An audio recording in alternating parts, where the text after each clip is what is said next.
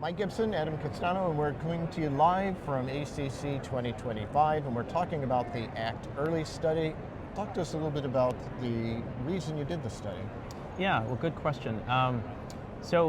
We find ourselves at a really critical apex moment in the amyloid field where all of the approved agents that we have now at best can be expected to slow disease progression, but not really reverse or prevent disease. At least that's where we find ourselves at this point. And if you look at the mechanism of amyloidogenesis, we believe that stabilizing the TTR tetramer with any known stabilizer in an asymptomatic population before they develop disease in a similar way that we might think about prevention of ASCVD in patients with hypercholesterolemia before they actually develop an MI or a stroke is sort of the impetus for the ACT Early program. So it's a primary prevention trial in its design.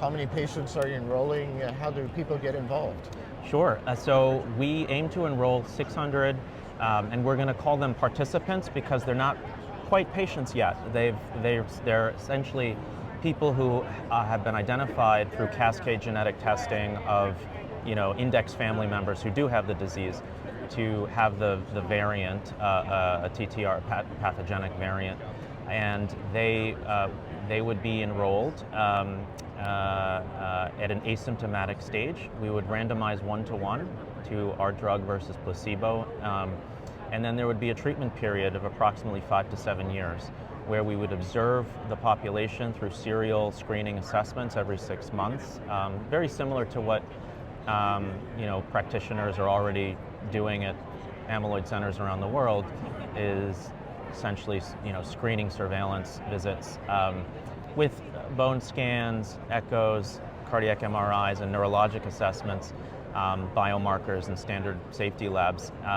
And the goal would be to diagnose essentially clinical amyloid as early as possible. And so that would be the primary endpoint, is transition to a diagnosis of either ATTR cardiomyopathy or ATTR polyneuropathy. And what's the primary endpoint? What are you using to diagnose ATTR cardiomyopathy? Yeah, so it's a dual endpoint.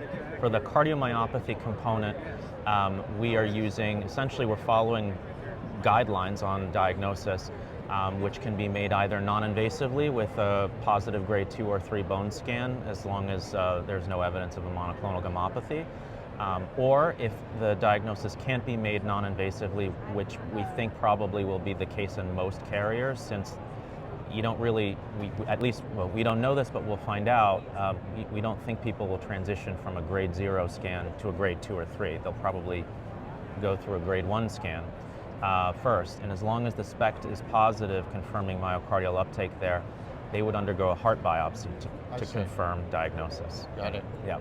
So those are the two primary methods. And what do you hope to learn from this? I mean, will this inform us about how early is early enough? Yeah, absolutely. We hope to learn a lot more about the natural history of the presentation of early amyloid.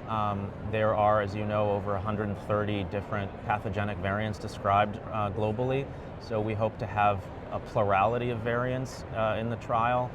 They each have their own respective phenotypic expression. Some are cardiomyopathy variants, some are polyneuropathy, some are mixed phenotype. And we hope to learn a lot more about what that transition process looks like in early disease. So what we're really hoping to do is push the limits of our current diagnostic technology to answer those questions. Great. Yeah. Sounds exciting. Adam, thanks for joining us here Thank live you. from ACC 2025.